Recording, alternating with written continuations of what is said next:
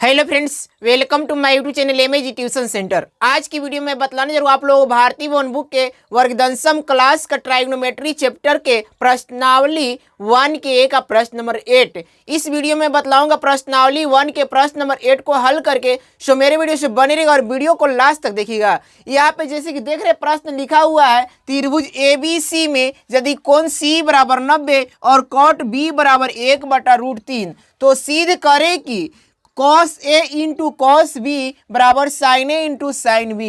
यहाँ पे प्रश्न जो दिया गया है इसको क्या करना है, इसमें सबसे पहले यहाँ पे प्रश्न को समझिएगा। तो दिया गया क्या है, सिद्ध करने के लिए cos A into cos B बराबर sin A into sine B, यानी कि cos A into cos B बराबर sin A into sine B के बराबर लाना है। ऐसे प्रश्न को हल करने के लिए सबसे पहले आपको त्रिभुज के तीनों भुजाओं के मान ज्ञात होना चाहिए। त्रिभुज की तीनों भुजा का मान निकाल लीजिएगा तो आप किसी प्रकार के त्रिकोणमितीय मान को आसानी से ज्ञात कर लेंगे। तो सबसे पहले क्या करना है, आपको त्रिभुज के तीनों भुजाओं को मान ज्ञात करना है। तो चलिए सबसे पहले मैं त्रिभुज के तीनों भुजाओं को मान ज्ञात करके बतला रहा हूँ। यहाँ पे तीनों भुजाओं एक भी भुजा का मान नहीं दिया गया है। यहाँ पे हम सबसे पहले क्या करते हैं, त्रिभुज बना लेते हैं, एक समकोण त्रिभुज।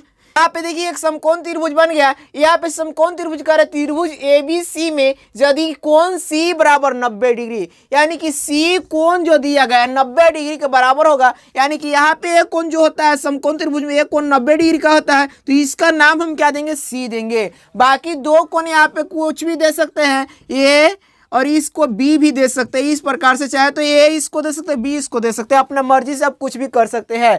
चलिए अब यहाँ पे हम इस प्रकार से समकोण त्रिभुज बना लिए। समकोण त्रिभुज के कोणों को नाम दे दिए। अब कोण के नाम देने पर B कोण को हम थीटा मानते हैं।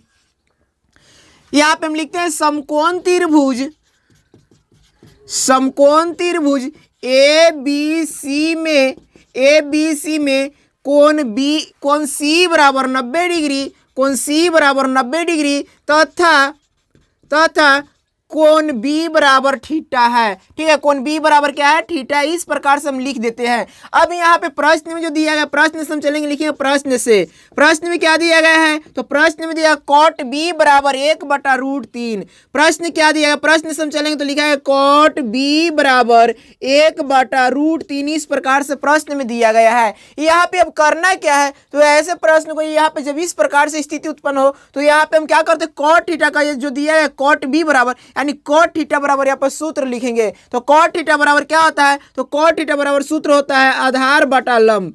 कॉट थीटा बराबर सूत्र क्या होता है, आधार बटा लंब। यहाँ पे क्या करेंगे, आधार बटा लंब। इस प्रकार से आपको कर लेना है और आधार बटा लंब करने के बाद इधर कितना करिएगा, 1/√3 लिख लीजिएगा। ठीक है, इतना करने के बाद अब देखिए यहाँ पे आपको कुछ समझ में आ रहा होगा कि ऊपर में जो दिया गया मान है यहाँ पे एक, यह आधार बराबर हो जाएगा और नीचे जो मान दिया √3 यह लंब बराबर हो जाएगा। ठीक है, अब यहाँ पे समकोण त्रिभुज दिया गया। समकोण त्रिभुज में B कोण को हम थीटा माने, तो B कोण को थीटा माने पर ये वाला भुजा आधार हो जाता है, यानी कि ये वाला भुजा BC भुजा क्या हो जाएगा, आधार हो जाएगा। BC भुजा क्या हो जाएगा, आधार, और AC भुजा क्या हो जाएगा, लंब हो जाएगा।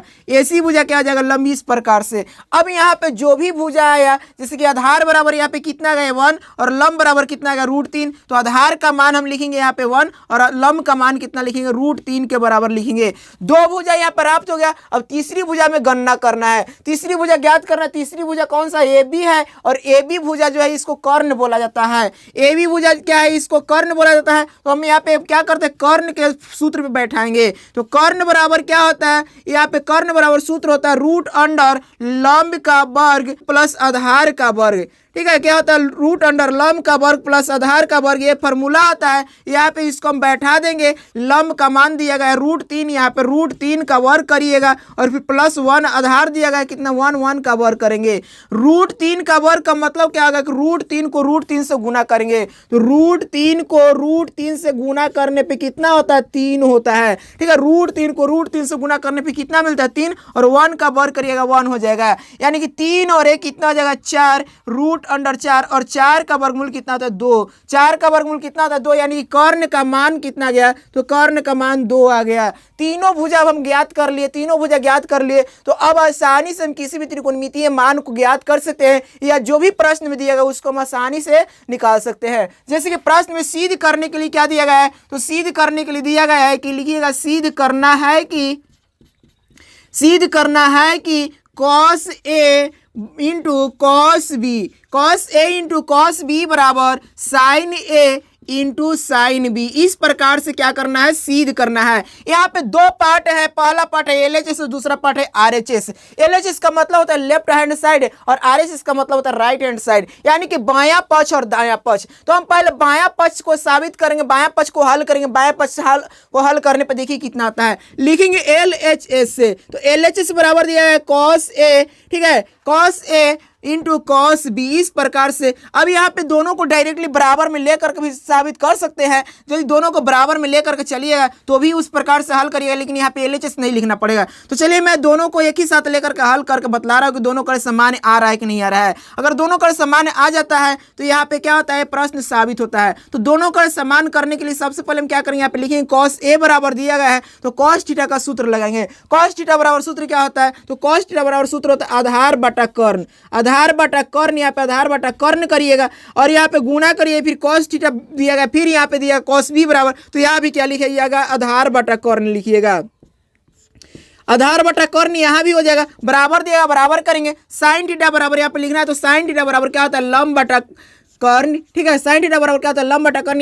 यहाँ भी साइन थीटा बराबर लिखिएगा तो यहाँ भी क्या होता है, लंब बटा कर्ण हो जाएगा इस प्रकार से। और यहाँ पे अब ध्यान दीजिएगा, ध्यान देने वाली बात क्या है कि यहाँ पे cos a दिया गया है और यहाँ पे क्या दिया, cos b दिया गया है। तो इसका मतलब क्या होगा, तो cos a का मतलब कि यहाँ पे ये वाला जो कोण दिया गया है, ये वाला a कोण थीटा हो जाएगा। ये जब a कोण थीटा होगा तो ये वाला भुजा लंब हो जाएगा, यानी कि CB भुजा जो है लंब हो जाएगी। CB भुजा क्या हो जाएगी, लंब, और AC भुजा क्या हो जाएगी, आधार हो जाएगी। कब, जब a वाला थीटा रहेगा, a कोण थीटा मानेंगे तो a कोण थीटा मानिएगा तो ये वाला लंब हो जाएगा और b कोण थीटा मारेगा तो ये वाला लंब रहेगा। तो चलिए बैठाते हैं, यहाँ पे समझ गए होंगे। जैसे कि यहाँ पे आधार कह रहा है और यहाँ पे पहले सूत्र में क्या है, cos a, तो cos a वाला कोण के लिए कह रहा है, a कोण के लिए कह रहा है, तो ये कोण के लिए कह रहा है, तो ये CB भुजा कौन सा हो जाएगा, CB भुजा हो जाएगा लंब। तो CB भुजा लंब, तो यहाँ पे आधार बटा कर्ण कह रहा है, तो आधार इसमें कितना हो जाएगा, √3, यहाँ की √3 करेंगे। और कर्ण कितना है, कर्ण बदलता नहीं, इसलिए कर्ण कितना है, 2, तो यहाँ पे हम कर्ण का मान 2 करेंगे। गुणा फिर क्या रहा है,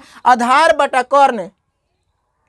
अब की आधार बटा कर्ण, लेकिन ध्यान दीजिएगा यहाँ पे cos b बराबर कह रहा है, तो cos b बराबर कहा जाता है b कोण थीटा हो जाएगा, ये वाला कोण थीटा होगा, तो ये कोण थीटा होगा तो ये वाला लंब हो जाएगा, ये वाला आधार हो जाएगा। यानी कि यहाँ पे आधार कितना हो गया, 1, और कर्ण कितना गया, कर्ण कितना 2 हो गया। फिर बराबर दिया गया, बराबर करेंगे। फिर यहाँ पे दिया साइन ए बराबर साइन ए, तो साइन ए का मतलब क्या होगा, ए का मतलब हो जाएगा कि ये वाला कोण जो थीटा दिया गया, ये वाला कोण प्रधान होगा, ये वाला, और ये वाला कोण क्या है, थीटा नहीं है, तो ये कोण थीटा होगा तो ये वाला लंब और ये वाला आधार। सेम प्रोसेस उसी प्रकार से। तो यहाँ पे लंब कितना हो गया, 1 हो गया, यहाँ पे 1 करिएगा, कर्ण 2 है, कर्ण 2 करेंगे। फिर यहाँ पे बी कोण थीटा कर रहा है, जैसे कि साइन बी बराबर, तो साइन बी का मतलब क्या हो जाएगा, ये वाला जो कोण दिएगा बी वाला, यहाँ वाला कोण क्या हो जाएगा, थीटा, तो ये कोण जब थीटा रहेगा तो ये वाला भुजा लंब हो जाएगा, यानी कि थीटा के सामने वाली भुजा जो होती है लंब होती है। तो यहाँ पे लंब कितना है, √3, तो यहाँ पे क्या करेंगे, √3 और बटा कर्ण जो है 2 होगा, कर्ण 2 रहेगा। अब यहाँ पे मल्टीपल करने के बाद क्या है, √3 में 1 से मल्टीपल करिएगा तो √3 के बराबर रहेगा, और 2 में 2 से गुणा करिएगा 4 हो जाएगा। फिर यहाँ पे √3 को 1 से गुणा करिएगा तो √3, और 2 में 2 से गुणा करिएगा 4 हो जाएगा। यानी कि दोनों कड़े सेम आ गया, यहाँ भी √3 और यहाँ भी √3, इसलिए यह प्रश्न क्या होगा, साबित हो गया। इसलिए यह प्रश्न क्या होगा, साबित हुआ। तो ऐसे प्रश्न को इस प्रकार से हल किया जाता है। भारतीय वन बुक में प्रश्न 8 तक ही दिया गया था एक्सरसाइज 1 में। अब मैं अगले वीडियो में बतलाऊंगा एक्सरसाइज 2 का इंट्रोडक्शन पहले मैं करवाऊंगा, उसके परिचय बतलाऊंगा, भूमिका के बारे में। उसके बाद में उसमें जितने भी प्रश्न बनेंगे सारे प्रश्न को मैं एक्सप्लेन कर बतलाऊंगा। यदि वीडियो अच्छा लगा है तो लाइक करें, शेयर करें, और इसी प्रकार के वीडियो देखने के लिए मेरे चैनल को सब्सक्राइब करना न भूलें। Thanks for watching.